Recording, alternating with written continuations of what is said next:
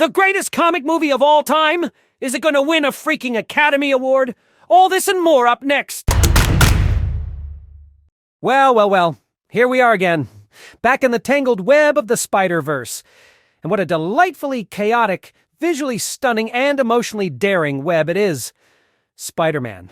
Across the Spider-Verse, the sequel to the 2018 game-changer Spider-Man Into the Spider-Verse, is a film that, much like its predecessor, refuses to play by the rules.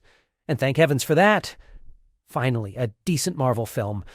Take some fucking notes from this one, Kevin Feige. The film opens with a 25-minute pre-title sequence that is so audacious, so visually arresting, that it makes the rest of the cinematic landscape look like a child's finger painting. We're treated to a multiverse-hopping extravaganza featuring spider-folk from the future, a Da Vinci world vulture constructed from parchment, and a formative tragedy for Gwen Stacy. And that's just the appetizer. Our hero, Miles Morales, voiced by the ever-charming Shameik Moore, is back and struggling to balance his spider duties with his schoolwork.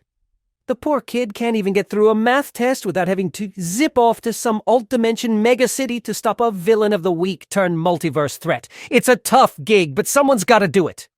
And speaking of villains, the Spot, voiced by Jason Schwartzman, is a delightful addition to the Spider-Verse Rogues gallery. He's an inept nuisance turned threat to the multiverse, and he's got a major beef with his arch-nemesis. But don't worry, his origin story is treated with the irreverence and humor that we've come to expect from this franchise.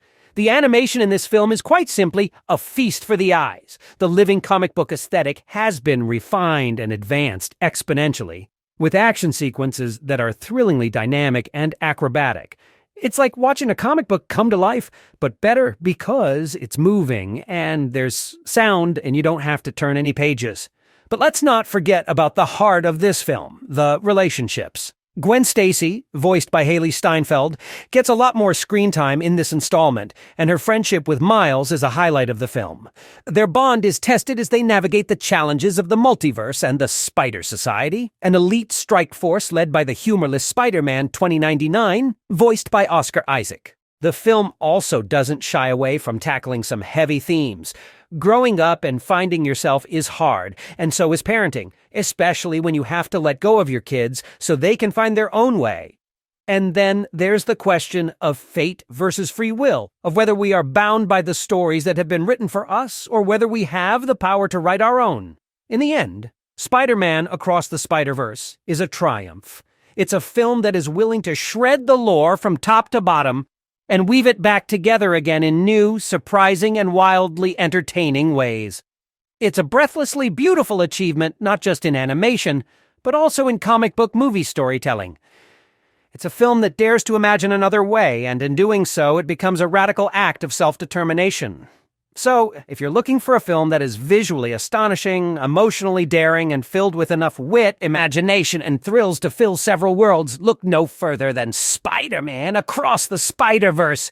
It's a film that proves that the adventures of the one and only Spider-Man were far from a one-off. And for that, we should all be grateful.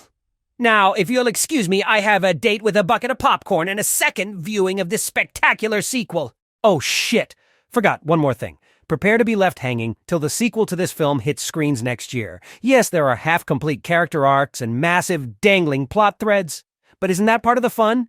The anticipation, the speculation, the endless debates with fellow fans about what's going to happen next. So brace yourself for a lack of resolution, and remember, patience is a virtue. And if you're worried about whether the story set up here will pay off in the next installment, Beyond the Spider-Verse, well, let's just say I have faith in the creative team behind this franchise. After all, they've already given us 2 films that have redefined what a comic book movie can be. I think it's safe to say they know what they're doing.